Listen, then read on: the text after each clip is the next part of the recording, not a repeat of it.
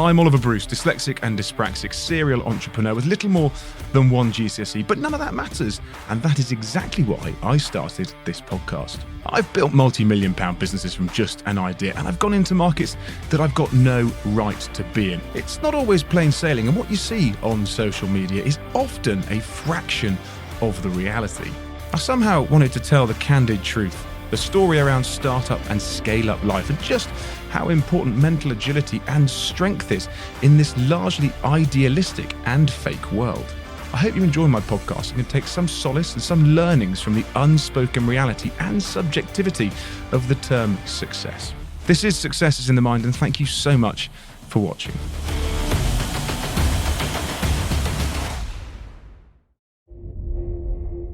Over the last 6 months, everybody has seen Jubel. First impressions are really key. What does it taste like? What does it look like? Do you remember it?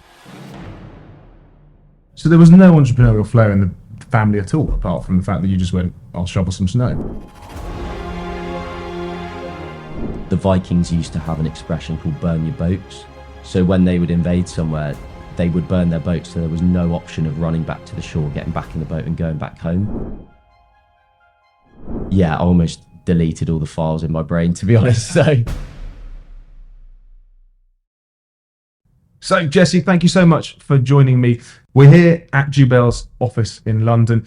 You were an entrepreneur from a young age. You lived in America, you shoveled snow and you raked leaves. Tell me about how you started in business. I was probably your slightly stereotypical entrepreneurial kid. You were? Okay. Yeah, in some ways, yeah. I was always looking for an opportunity to maybe make a quick buck. And I actually lived in the States for a few years growing up. So yeah, I was in Chicago, which is very seasonal. Right. So summers would be cutting lawns, doing any sort of lawn care. Winters would be shoveling snow, and in between you'd be raking leaves. So was that you were charging people the privilege of the shoveling of the snow? Absolutely, yeah. As soon as there is a dump of snow, I'd be door to door knocking, clearing driveways, took some table salt out, sprinkle it over the path. And yeah, I remember coming home as a 10-year-old with $100 in my pocket, and yeah, just started stashing stuff away and was always looking for an opportunity to make a buck. So what were your parents doing then? If you went out to the US, was that, what was the reason that you ended up going out there? Yeah, so my dad actually started as a stockbroker, and he worked in the city. The Wolf of Wall Street. Yeah, well, rumor has it, but penny stock. Yeah, maybe not quite successful or maybe dubious, but yeah, he started there and then did quite a 180 in his career. So he actually became a vicar. Wow. So yeah, polar opposite ends of the career spectrum. And so we actually moved out to the States because he took a job at a church out there. Right. So we were out there for 5 years, and that's when I started my entrepreneurial pursuits, probably. Did you enjoy being in America? I loved it. Yeah, it was great. Because the entrepreneurs in America are totally different to those in the UK, aren't they? It's far easier to raise money. It's more accepted when you cock it up. Was that the kind of forming of you then? Yes, you were shoveling snow and raking leaves, I suppose. Yeah. But was that because you were around other people in America that, just kind of grafted? Well, I'm sure you're a product of your own environment, and there is there's such thing as the American dream, and people do talk about, having the house in the suburbs with the white picket fence and sort of working your way to get there. And yeah, there is a culture of graft and, passion and, real sort of entrepreneurship that I think is a bit ingrained in American culture. So I'm sure it rubbed off on me to an extent, but who knows to what extent. Your dad being a vicar, what did your mum do? So mum was a teacher growing up. Okay. She was a French teacher. So there was no entrepreneurial flair in the family at all, apart from the fact that you just went, I'll shovel some snow? Not particularly, no, although my dad's parents were publicans. So Dad grew up above a pub, and my great uncle was a head brewer. So right. So this runs in the family then. It seemed to run in the blood. And when my dad worked in the city, he actually raised money for breweries. So he helped a couple of companies like Fillers and Matthew Clark with share issuances. So right. Yeah, there was quite a thread of drinks and beer through the family, but no entrepreneurialism. So you were the sort of first one to break the mold. And when you came over to the UK, you still in the entrepreneurial world, still trying to do stuff, make some money, graft? Or did you go to university and get your head down? Still did some stuff growing up. So I think the most successful thing I did was probably going around all the estate agents in my town, of which there are about 8. And I was delivering leaflets for all 8 of them at the same time. So I'm not sure how that actually worked for them. What was the reason for that? So you were delivering leaflets, charging them for the delivery of the leaflets. Yeah, they would And give that me was- a stack of 1,000 and say, we'll give you 100 quid for these. But I figured I'm spending all the time going to a house anyway. Yeah. I might as well deliver 8 at once rather than just one. How So old? That's a bit dodgy. It Shove probably- them all in the bin. it probably was, yeah. They're all competitors as well. But Oh, were they? well, they're all estate agents, so they're all trying to get the same business. And I was putting all their leaflets through the same door. But Conflict of interest there. yeah, but that worked quite well. And I'm sure, everyone who started a business did a paper round at some point as well. Oh, So- I remember when I was at university, I did leafleting. I handed it out Yeah. at nightclubs. My strategy was it was like £20 for the whole evening. Yeah. Shove them in the bin, go to the pub. Jobs are good. Oh, really? So- Well, you didn't actually do it? No, of Oh, course we mate. didn't actually do it. No, I actually did it. That's more honourable than what I did. No. I got that Osgood-Schlatter's disease in my knees because of all the knee pain from walking so many miles delivering leaflets. So Didn't even hire a bike. no, I ended up walking door to door. But no, I mean, you don't actually learn many business skills from that. But I think that the graft and the discipline of doing a job hard Yeah. and doing it through to the end was probably quite good. And 100%. yeah, paper routes 5:30 in the morning, so you Yeah. kind of learn that discipline from an early age. 100%. And how old were you at that point then? So that would have been between the ages of about 14 and 18 until I went off to uni. Right, okay. Because then you went to University of Exeter and kind of did a bit of what your dad kind of did, I suppose, economics and finance, which, sort of ran in the family. What was the reason for going into such an academic line Yeah. of education? I'd love to meet an 18-year-old who knows what they want to do when they grow up, when they pick their course at uni. I remember just picking the course thinking, I quite like economics as an A-level. It feels like that will probably open some doors in the future. Yeah. So why don't I do that at university? But in truth, I had no idea what I wanted to do. So picked economics and finance. To be told, it wasn't a great degree. I found it quite boring. Really? Yeah, it was good if you wanted to go work for the Bank of England, but Yeah. not hugely helpful if you wanted to do anything else. So But you did a load of internships, a load of kind of courses during your summer with PwC for one, right? I mean, yeah. why weren't you out, earning money, raking leaves for people?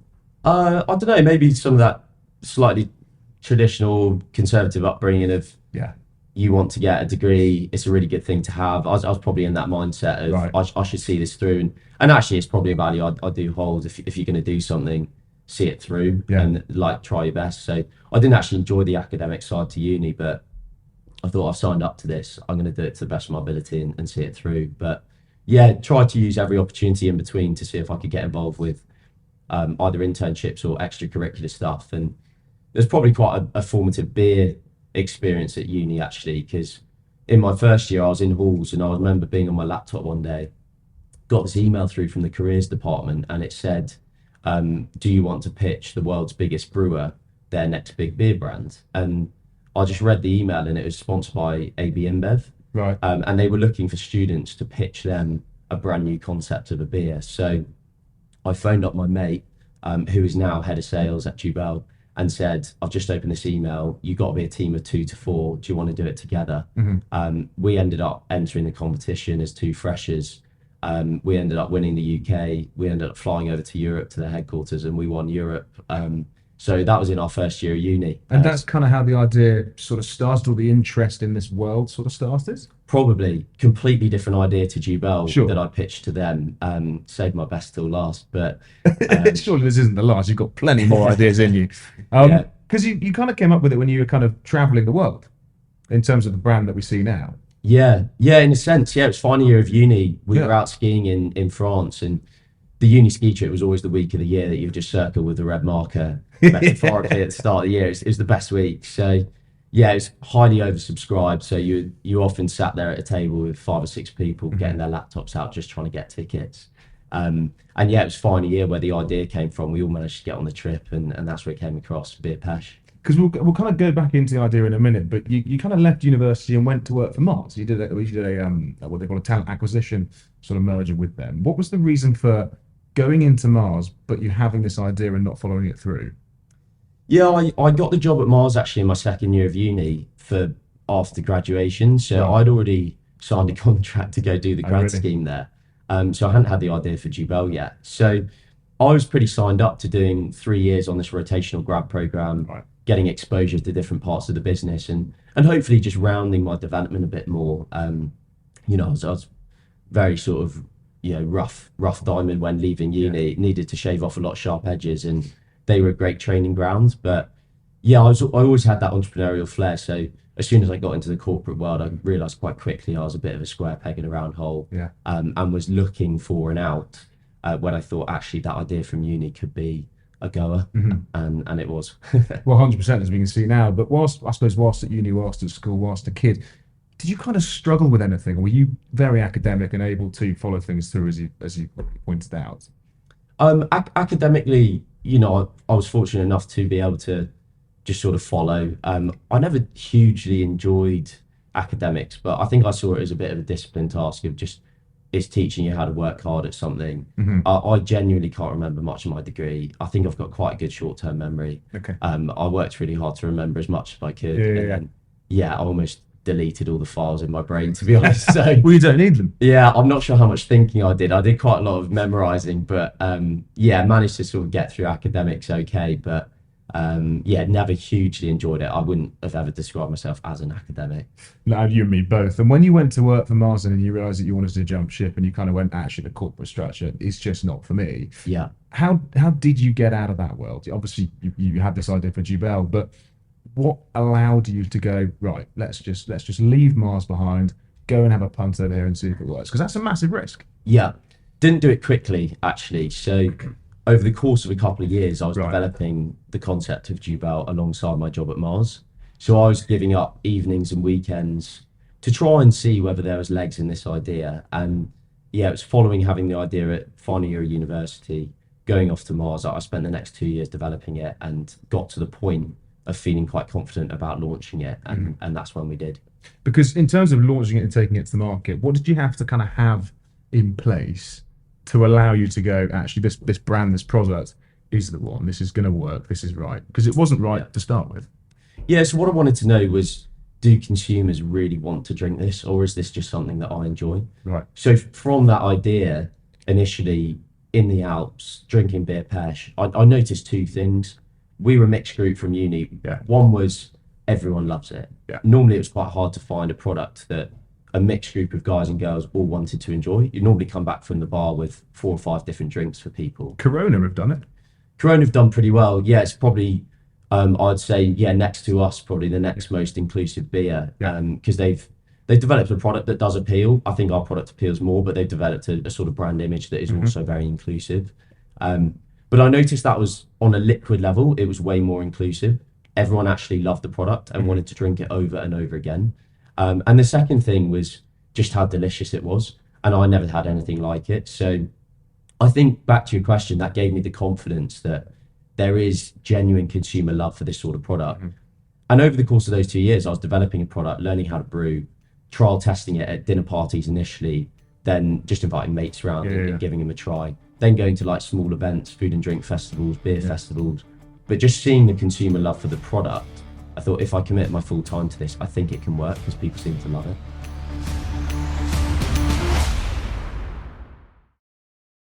Before we get back to the podcast, I wanted to ask you, are you a high-growth startup or an ambitious entrepreneur? Our headline sponsors, Capsule Cover, are the perfect insurance specialists if you are geared for high growth. Here at Pinpoint Media, we use Capsule Cover for all our insurance. So if you're an ambitious, high-growth startup, why not reach out to them via capsulecover.com.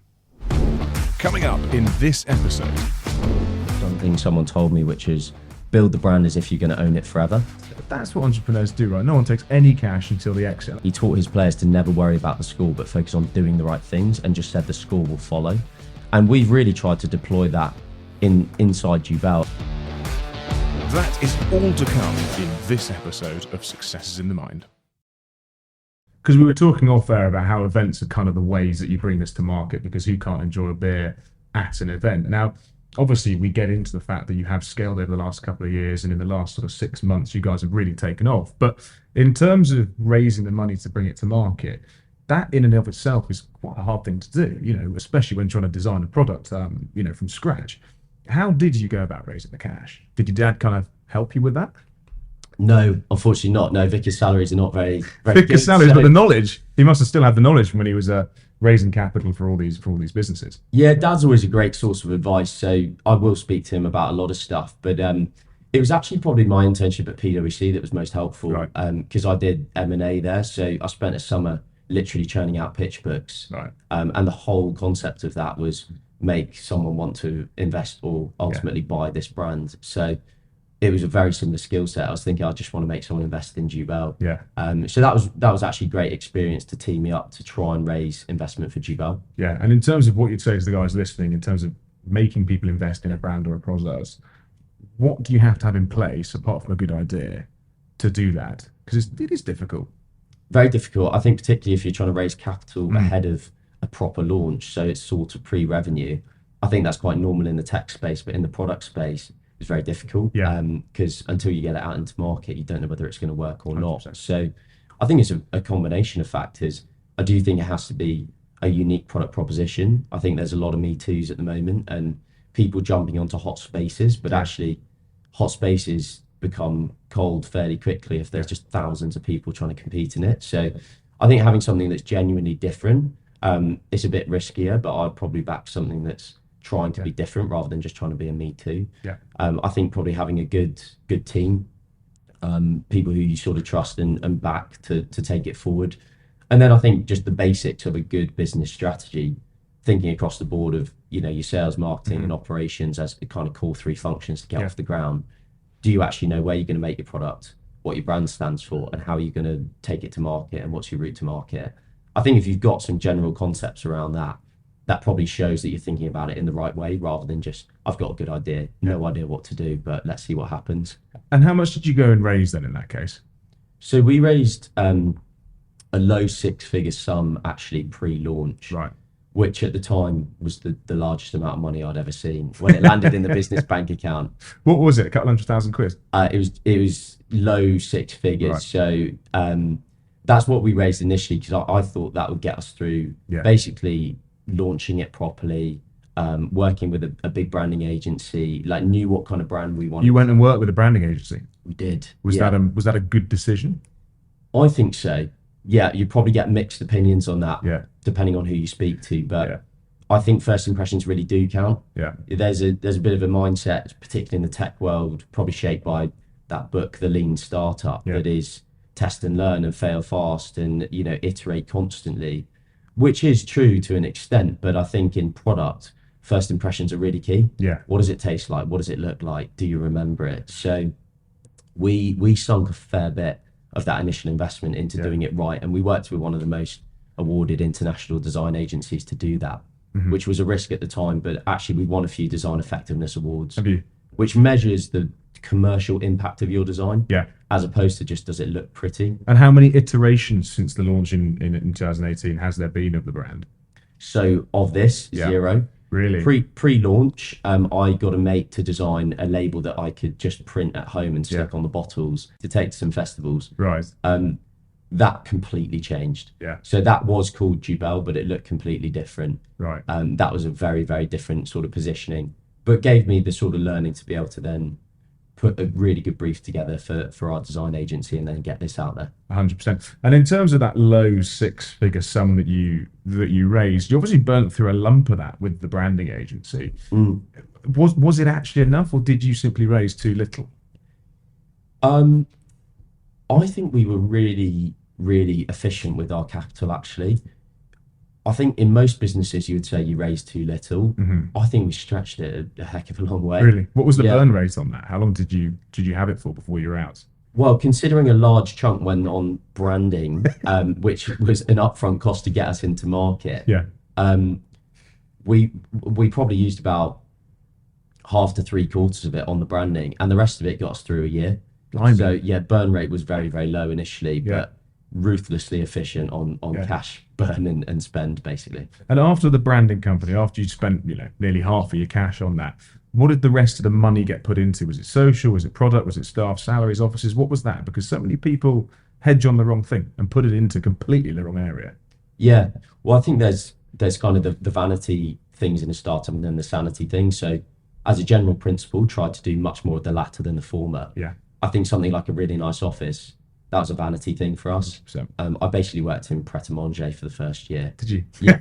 Was that before the membership card? Yeah, it was, which is a free office. So I could probably tell you the 10 best Prets with good Wi-Fi's and toilets in London. But it was certainly focusing on the things that didn't need to be spent.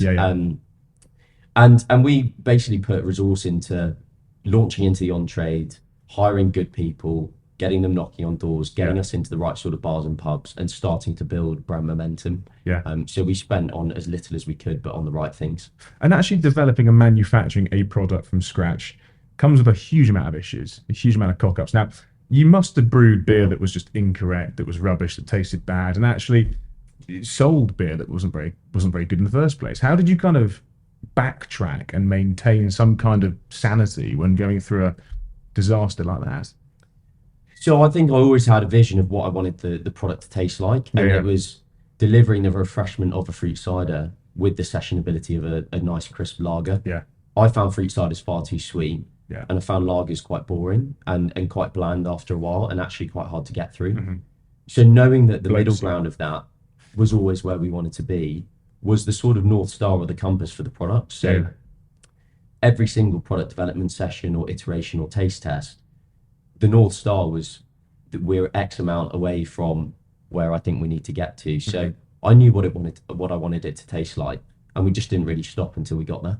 And in terms of how you ideated that, and in terms of how you actually came up with the flavour, was it focus groups? Was it just your opinion? Was it your team's opinion? Because to get the right flavour for the right people is so very difficult. Like, what advice would you give to someone that's going into the liquid market, I suppose? Well, I think first and foremost, it was probably quite helpful for me because I was the consumer. Right. So if you're launching something that is targeting a consumer that is not you, I think you need to develop a product for the consumer. Fortunately, that was me, because I was mid-20s. I was living in Southwest London. It was exactly the sort of person that we were trying to target. So I was personally just developing a product that I thought I wanted to drink. And doing very, very simple taste tests, tabletop stuff. The benefit of something like a dinner party is you just notice how many do people have. You invite your friends around. Do they stop drinking it after a while and want to get something else out the cupboard, or do they keep going on it? That's a sort of very cheap sessionability test.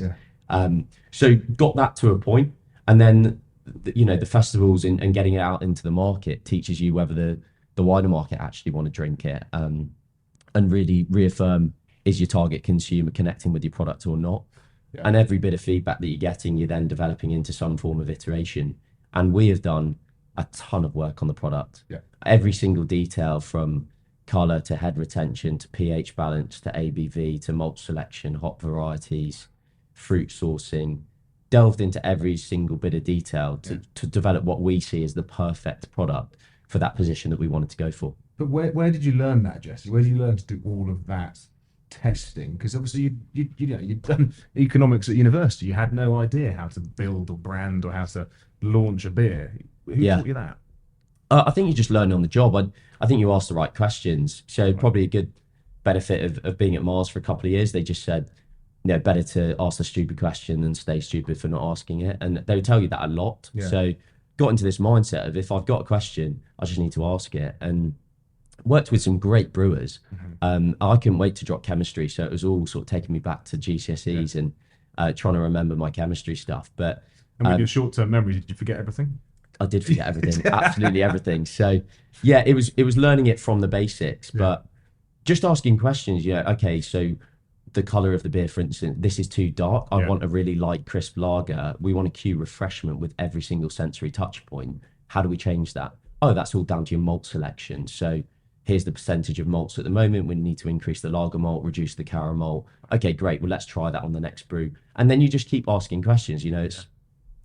This is like, it's a little bit tangy around the sides of my mouth. That's not technical speak, but then they go, oh, right, well, the pH is a little bit low, actually. Like, if we change the time and the temperature and the brew process, then we might be able to tweak the pH and bring that up a little bit. So you just end up asking the sort of key questions. They translate in my plain English into some brewing technical terms. And over the course of a couple of years, we got there. And you then had a prototype. You produced 5,000 bottles. You went to a music festival. And that was the kind of first time you brought the brand to market, essentially. Yes, it was. That was the key thing that basically made me quit my job at Mars. Right. Because we sold all those bottles over the weekend. The product was mega popular. Right. It was quite similar to the Innocent Smoothies, apart from the bin. I think they did a festival in London, sold them out, and then just quit their jobs basically the next week. I quit my job the next week at Mars, handed in my notice. Didn't know how we were going to launch the business properly, but thought there's legs in this. People love the product. I need to commit my full time to it. Yeah, 100%. And in terms of then jumping ship, did you still have some sort of reservation and kind of go, actually, it might not work? Or were you balls deep, fully in there, absolutely believing the brand and product? Well, I think I felt I had to jump in full time. Right. I heard someone say the Vikings used to have an expression called burn your boats. Right. So when they would invade somewhere, they would burn their boats. So there was no option of running back to the shore, getting back in the boat and going back home. I've never heard that. That's cool. Yeah, I think I heard it in a book or on a podcast or something. Yeah. And I think that was probably the mindset I was in, was thinking, if I'm still at Mars and still trying to develop this, I can see myself here in 5 years' time with some golden handcuffs on and still just kind of petering around with this idea that never goes anywhere. The whole what if. Yeah. Yeah, I quit my job. I moved back home. And then over the summer when we started to launch, I moved into the warehouse of our factory, slept on the floor. I mean, it was pretty grungy, but I think it probably forced me to make the business idea work, because if it didn't, then I didn't have much to show for myself. But did you at that point have the money to put into it, or did you then raise the money after you left Mars? After I left Mars. After you left Mars, you raised the cash. So you literally went, okay, don't want a salary, gonna hedge it all. I'm not going to worry about, I'm assuming, taking any money. Whatever you had in your savings account was what you were living off and what you were investing in. Yeah, so I spent 8 months of unpaid work on Jubel, just laying the groundwork, trying to raise capital, continuing to test and learn, putting very small amount of my savings, which I didn't have much of, into brewing a batch, selling the batch, continually developing the business plan. Yeah.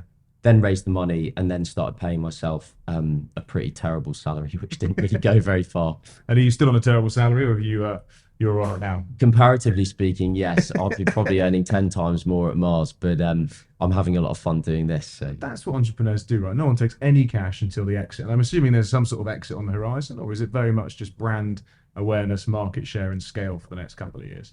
I think there's two types of mindset that I try and make sure I stay in. One is something someone told me, which is build the brand as if you're going to own it forever, which I think shapes the sort of decisions you make. You think about long-term decisions, you don't think about short-term ones. That hugely shapes the type of brand that we're building, because we are looking to build a sustainable business and a sustainable brand. We're not looking to just sprint for 5 to 6 years and that be it, because I think you end up cutting corners and you end up doing things that mean you're not actually building something that could be around for 100 years. Yeah. So that's one mindset. And I think the other, to sort of counterbalance that a bit, is knowing that we've raised external finance, have to be cognizant of the fact that there needs to be a return at some stage, whether that is dividends, a listing, an exit, whatever it might be. We need to kind of think about how we're delivering value back to shareholders. So balancing those two things, I think, drives the right sort of decision making day to day. 100%. Because since that day that you raised your initial seed fund, I suppose you've raised more money since then. You've done the 2.7 million quid fund this year, I think, 2022.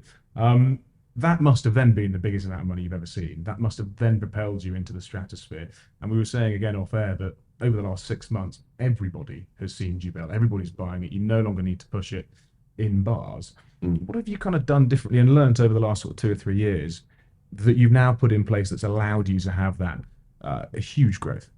Yeah, I think we've basically focused on a strategy, and one of my favorite books is this one called The Score Takes Care of Itself by one of the most successful American football coaches of all time. Okay. And he taught his players to never worry about the score, but focus on doing the right things, and just said the score will follow. And we've really tried to deploy that inside Jubel, and just said, we know the right things we need to focus on. Don't worry too much about the score, which for us is your turnover, basically in a startup business. We knew that the revenue would follow if we do the right things. Yeah. So we know for us, if we get into the right sort of on-trade accounts, and then we build the brand equity through being at the right sort of festivals and events and delivering brand experience, and we're in the right sort of off-trade outlets in that area, the more those Venn diagrams overlap, the more brand momentum we build. And we've stuck at that and focused on it for the last few years. And again, just ignored the vanity metrics. We don't export to any countries because it's a massive waste of time.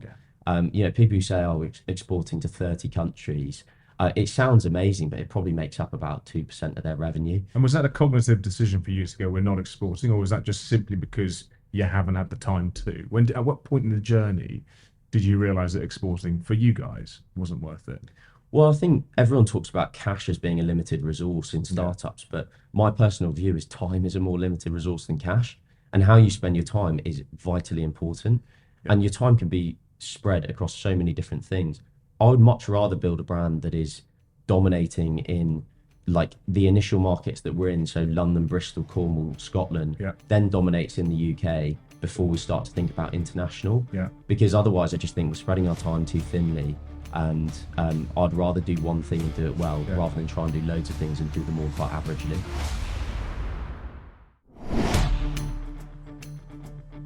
I've visited over 400 Sainsbury's stores myself. How many are there in the country? About 1,400, so I've got a few to go. Got 1,000 to go. Yeah. One of our 5 core values as a business is being curious, because I don't think there's the silver bullet out there that's like there is one size fits all answer to how do I grow a successful business. So speaking of time, during the pandemic, you had a lot more time than you ever had before because so much stuff stopped for you guys. You quite quickly pivoted and went online though. What was the reason for that? So I don't think I had much more time in the pandemic. Actually, no, I don't think I've stopped being busy for 4 and a bit years, but you are completely right. A lot of stuff stopped, which was the on-trade turned off like a tap. Yeah. We had our last on-trade order mid-March 2020, and me and my head of sales were basically the management team at the time, and we sat down and just put a bit of a plan on a page, and we were trying to look at broadly speaking, what are we going to do to drive the top line? What are we going to do to cut the bottom line? And just trim costs and drive revenue. And online was the biggest opportunity we identified. We just thought retail is going to be there. We were in Sainsbury's, we were launching in Waitrose in the summer. But actually, if we can get online, we're probably going to see people starting to buy way more because that's the only thing they can do. And it turned out to be a good use of our time because we saw our digital sales actually reach a point that was ahead of where we were selling in the on-trade pre-pandemic, which to us was pretty mad. When people couldn't find a pint in their pub, there were an insane amount of people going to our very shoddy website and buying beers, which was very encouraging for us. Because it took you 2 weeks to go fully e-commerce on your website. Why didn't you do that way before the pandemic? Because for me, rightly or wrongly, I would have just assumed that being online as well as on the on-trade, as well as it was a good thing to do. Yeah, I think pre-pandemic, it was probably back to that question of how do we spend our time? And we're very much focused on building it into the right sort of accounts in the on-trade and then supporting it through distribution in the off-trade. Digital was just a space that we didn't have time to focus on. I think the shift that the pandemic probably created was showing businesses that actually a more omni-channel approach is probably the way forward. And digital has remained a very strong channel for us, still being about 15% of our monthly revenue. 1.5. Yeah. Even a couple of years on, where the on-trade is back to 3/4 of the business and absolutely flying again, we're still seeing very strong digital growth, which is great. Yeah, 100%. And in terms, I suppose, of getting into the supermarkets, did that maintain and sustain during the pandemic, or did that also shut down because essentially people weren't going to the shops like they used to? So we were already in Sainsbury's, which was great. We would view getting a product into an existing customer almost as a new customer, because we only had one product in pre-pandemic. We finished the pandemic with 3 products in Sainsbury's, so we did grow with them. When you mean one product, it was different, one flavour. So we started with just the peach cans in Sainsbury's. We now have the peach and the grapefruit cans and the peach 4-packs. So, and we're in about 1,200 stores now, and pre-pandemic we were in about 600. So we've doubled distribution, we've tripled our ranging, which is amazing. So even though it's not the headline of we've just got a listing in, you know, Tesco, Asda, Morrison's, whatever, we've been very happy with our retail growth because we've grown within Sainsbury's a huge amount. And actually over last winter, we were the #1 rate of sale craft single. Someone said to me once, Jubel will never sell in the winter. That will only sell in the summer like cider. Really? So I opened the category report and I was very excited to see that we were the #1 rate of sale through the 13 weeks of winter. But it was inspired by skiing, so why wouldn't it sell in the winter? Great question. I think the fact it was fruit-led probably led people to believe it might act similar to cider in the UK, which is quite summer skewed. But it's a really good point. We have ski credentials and ski roots, and we dial that up in the winter. We talk about how the brand came to be. It's a big tradition in the Alps, and so we started to try and bring that through in terms of brand image and how we market the brand, and it does connect with people. And fundamentally, we think the product's delicious. So, rain or shine, I think people are still caning the stuff, which is good. Rightly so. And actually, when you started up, it wasn't in cans, was it? It was in bottles for a couple of months. But Yeah. what was the reason for sacking the bottles off and going for cans? So one was a commercial decision and one was a sustainable one. The commercial decision was we've done most of our learning by getting very close to the action. Right. I've visited over 400 Sainsbury's stores myself. How many are there in the country? About 1,400. So I've got a few to go. Got 1,000 to go. Yeah. But I've spoken to a lot of GMs of Sainsbury's outlets and looked at handheld data for beer sales and looked at where it sells in the store.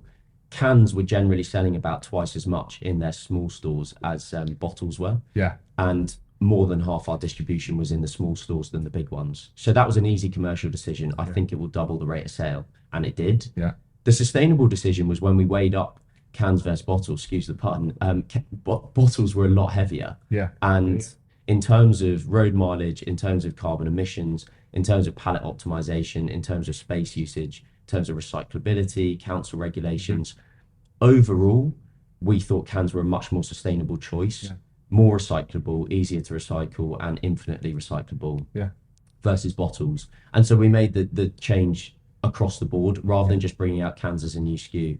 We basically made a hard switch, and bottles were out, cans were in, and we think it was a really good decision. 100%. And in terms of when you make your decisions, you seem to almost go with your gut to a certain extent. Yes, it's based to a certain extent on data, but largely it's what you think is the right thing to do. How do you go about making a decision, specifically when you're up against it? Because you haven't got a huge amount of time, as you already alluded to. No, I think when it's your own thing, I think you do really have to trust your gut and listen to your gut. And probably early in the journey, I probably listened a little too much to certain bits of advice. I think it's really critical that you have a humble, teachable attitude and take on loads of input. Yeah. But I think what you need to do is develop your own filter very, very well for what is actually going to be helpful for my business versus that doesn't quite fit with my vision. That might have worked on your business, but that was a very different scenario, different time, different product. And actually develop that filter to the point where you're able to weed out what is the best bits of advice to deploy in my business. Early on, I probably listened to too much and was a bit pulled around in terms of how should you launch the brand? You should be on trade only. You should never work with a retailer.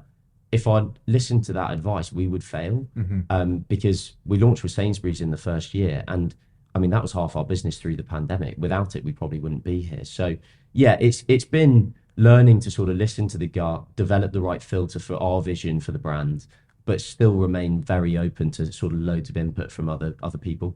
And you were saying that you were given all this advice, but you didn't listen to it. Who was giving you that advice, and why were you talking to them in the first place if, for instance, you didn't necessarily trust them? Well, I think it was probably more choosing the bits of advice to listen to rather than thinking everything this person's saying to me, I must go do. Right. I was being quite forthcoming, reaching out to other people who had started businesses, trying to learn about their highs, their lows, their mistakes, their successes, even some very specific situations. What did you do with this, to learn from people? But I think when you give someone a slightly more open question, like what do you think was the most important decision you made in the success of your business? It's a very open question. What worked for them might not be what works for you. Someone told me once, like, PR was the biggest game changer for their business. We've spent a decent amount of money on PR. I don't think it was a great growth driver for us. On reflection, I would have much rather pumped that into events and festivals. So I think that's an example of what worked for someone else might not work for you, but listen to the advice, but just take from it what you think is actually really going to work for your business. Because I don't think there's the silver bullet out there that's like there is one size fits all answer to how do I grow a successful business. I mean, you've got a team now that clearly, a lot of them you've already said are ex Red Bull, so they've got a huge amount of experience in the drinks world. You've said, people have also said that your brand is the Red Bull of beer, right? Now, in terms of the advice that they give you, do you now listen to your team? Do you still source outside opinions? How do you now take advice and action it? Absolutely, yeah. One of our 5 core values as a business is being curious. And what that means is being curious about the market, our competitors, like our product, our customers, our suppliers, asking loads of questions, having a humble, teachable attitude to actually take on board feedback and learning from anyone. So I ask the team loads of questions. I always want their input. I will speak to I mean, we don't have a very hierarchical business, but the most junior employee in the team, I will want to get a debrief from them on how did your activation go? What did you learn? What could we have done differently? What are you hearing from customers that you thought was really interesting? And you'll always weed out that sort of one golden nugget that will influence the strategy of the entire business.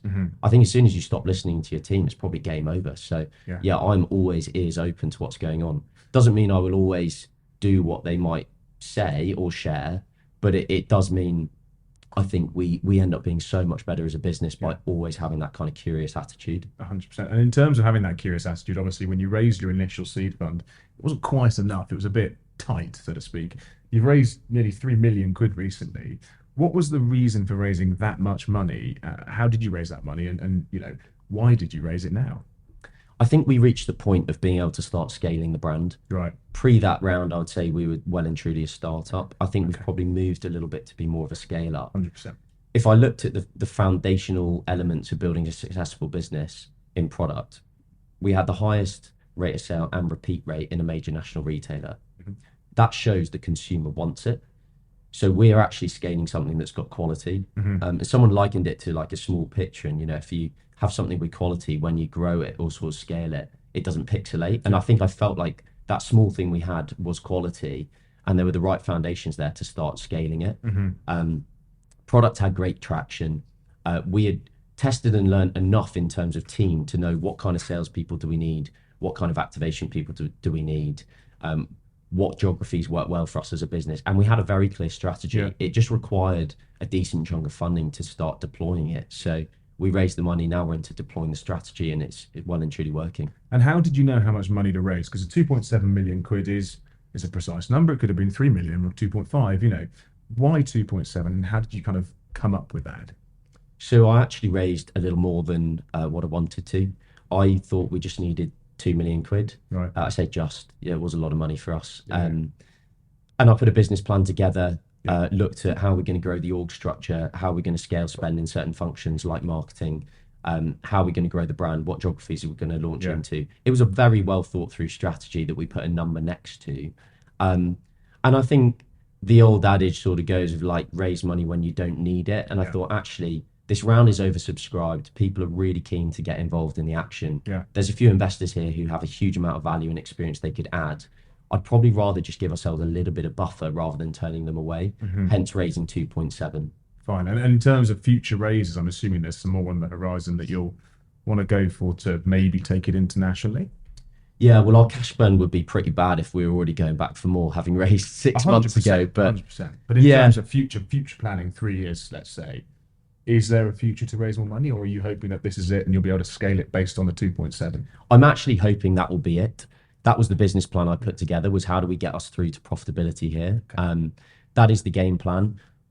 It's always caveated with you never know what growth will demand. Working capital requirements go up significantly and quite savagely when growth starts to accelerate massively, which is what we're experiencing at the moment. The amount of our cash that is tied up in stock just to service our demand is way higher than what I thought it would be, because growth is ahead of where I thought it would be. So, does that scare you? Not particularly, because you can work on things like working capital cycles. You can work with your suppliers. You can work with your customers. You can use stuff like invoice factoring if you must and if you need to. So the encouraging thing is it's all that the problem or the pain point is being driven by growth. I'd be pretty scared if the product wasn't moving and we just raised a big chunk of funding and it wasn't going anywhere. We know where to deploy the capital, and where we are deploying it is working and it's driving growth. So that encourages me more than scares me, I'd say. And what's it like? Because I've never run a business where you haven't made profit because it's a service sector, for instance, it's people's time. Now, when you're running a business and you're scaling it 3, 4, 5, 6 years, or in your case 4, and you haven't made a profit, that must be a weird feeling, because so many businesses out there are set up to make profit. When will you turn a profit, and what do you do if you don't? So profit is definitely the sanity metric in business, and revenue is more the vanity one, I'd say. 100%. We are prioritizing revenue over profit for the time being. We see revenue as the goal, and cash as the fuel. So if revenue sort of where we're trying to get to, we're trying to measure and manage our cash usage and our fuel usage at a sort of pace where it's going to get us to our goal. So we have very clear revenue goals. And we will lose a considered amount of money, which we're happy to lose along that pathway to get to where we want to get to. We're producing a sort of product that no one else is producing. There's a window of opportunity for us to do a bit of a grab of the market. Yeah. And then we want to hold on to that space. So we are putting our foot pretty firmly down on the accelerator. So our fuel usage might be slightly higher than if we're sort of in cruise control, but that's within a considered strategy of where we want to get our business to. So that's why we are losing a bit of money, but we're losing how much we want to lose, which is the key thing. If we're losing an unforeseen amount of money, I'll be really worried. Yeah. I think our commercial discipline is quite strong. So we've actually delivered our annual business plans within a few percent of the revenue and the loss figure that we said we'd do at the start of the year, every year, which is quite unusual for a startup business because you sort of never know what's going to happen. But we've managed to actually deliver what we said we would. And your investors are happy that you're just going through making a loss, gaining market share. That's cool. That's perfectly fine with them. Yeah, that is the strategy that we raised money behind. So they were fully bought into that. I mean, we're not burning that much cash. We are losing some money, but if we wanted to turn a profit, we would just put our hiring plans on hold and turn a profit next month. So it's as close as that. It's really, really close to actually making a profit then. Yeah, it's because we're over investing into overheads. We know the lag time on hiring someone like a salesperson. So it wouldn't be like straight away you make a profit. But if you put the hiring plans on pause, the hires you've just made will start to basically break even in 3 months. And then we would start to be profitable. But we've gone from 9 to 20 people in the last year. So we are investing into overheads. We are investing into marketing. Those both do come at a cost. But it's always those things that then drive the big jumps in revenue, which is what we are seeing. Yeah. So that's why we believe it works as a formula, but we're controlling the losses to a pretty considered amount. 100%. And in terms of marketing, I mean, I came across it because I was being served your adverts consistently over the last 6 months. So it's evidently working in that sense. But something that you mentioned to me earlier was that you still run the social page yourself, or at least some of your guys run it together. But then you speak about how you simply haven't got time. How do you manage your day? How do you manage your week? And what does that kind of look like? Yeah, so in that specific example, I think we're just a little under-resourced at the moment in our marketing team. So that for me is speaking to our head of marketing, we're overwhelmed. We've got too much to do. Where can I help? And that's an easy thing to just go, well, it's quicker for you to do it because you've done it for years, rather than like try and get someone else on it who's going to need a lot of help and leaning in. Yeah. So that's just trying to help a function where they might be a bit under-resourced. How I split my time is trying to keep that sort of, I guess, the focus on, I actually have a note on my laptop of what are my top 3 priorities. And I do just flick it open at the start of every week and go, oh yes, those are the 3 things that I need to focus on more than the other stuff this week. Okay. Is that a weekly thing or an annual thing? Are you the 3 targets or? I would say they probably, I do things, so probably sequentially rather than in parallel. So once the number 1 thing has been done, what's number 4 on the list can sort of come into the top 3. And that probably goes on a 2 to 3 month cycle. Okay. So at one particular point in time, recruitment might be top of my list because I don't want to work with agencies because they're so expensive and they probably won't deliver on the brief. So I'm going to get a LinkedIn Premium subscription, and I'm going to do it myself, and we're going to fill pipelines with talent, and we're going to fill those roles very quickly. So that'll be like a focus period of a couple of months, and then I'll probably move on to something else once we feel like we've kind of ticked that box a bit. So things do go in fits and spurts, but I'll try and always remain focused on those top 3 things and try and remain helpful to kind of our key 3 functions, which are sales, marketing, and then ops and finance as a third, to make sure I'm close enough to the detail and supporting those guys where they need it. And I mean, in terms of work-life balance, are you working literally 18 hours a day on the weekends as well? Or are you one of those entrepreneurs that has the ability to go, I need a day off, I'm going to take a day off? Yeah, I think rest's really important. I think we're built for rest. And it's important for your longer-term productivity to make sure you're building it in. You look at athletes, like the most important thing they talk about is rest and recovery and sleep. So if it works for them, it's probably working in the entrepreneurial world. But no, I try and remain very balanced. So I start my day pretty early. I try and finish at a good time because I got married last year. Congratulations. Thank you. Yeah, relationship with my wife is very important. So making sure we have evenings together. We both serve at our local church. So 2 nights a week we have commitments there. And then Sundays I'll generally try and take off. Slightly out of principle, but also just because I think rest is really important, and just having at least 1 day a week where you're not thinking about work is really important. So no, I think working really hard but making sure you're keeping a balance is pretty critical to keep those energy levels up. 100%. And I mean, in terms of keeping that balance and keeping that momentum up for the business and yourself included, 3-5 years time, what does Jubel look like in that sense? Are you going to have taken over the UK's market share? We jolly well hope so. Yeah, the vision was always create a new category, which Sure. I'm sure quite a lot of startups have that on a deck initially. But we were very focused on that. No one else was doing what we were doing. We'd seen how transformative fruit had been within both cider, gin, vodka. Everything that was growing was a fruit-led variant. Yeah. There was nothing in beer. So we were pretty bullish about the idea of fruit can drive a significant amount of growth in beer because it makes the category way more accessible to more consumers. And we're pioneering that. So our vision is you walk into a shop in 3 to 5 years' time, and there is a whole bay dedicated to fruit lager, of which we are the pioneer. We're the biggest brand, but there's probably 4 or 5 others. Yeah. In the same way that fruit cider started in traditional cider, but within 15 years has broken out, formed a new category, and now 1 million more people drink fruit cider than apple cider. Yeah, it's very true. Copperberg, all that, absolutely, they have good market share there. And in terms, I suppose, prior to getting to that point in 3 to 5 years' time, how can we help you get to that point? How can the listeners, how can the viewers buy your product online, in shops, in pubs? Where can they go? Yeah, it'd be great if people want to give it a try.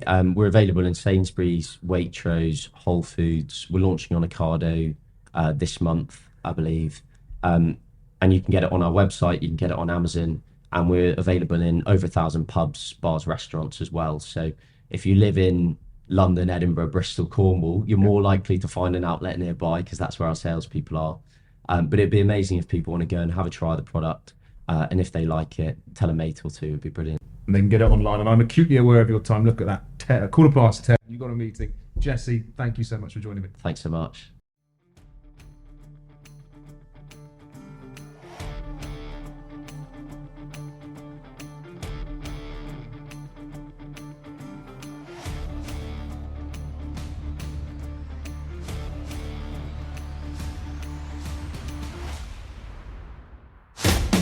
Thanks for listening to this podcast. If you've enjoyed this episode, why not listen to a few more and click subscribe? This podcast was produced by Pinpoint Media, and I'm Oliver Bruce. I hope we can speak again soon. Take care.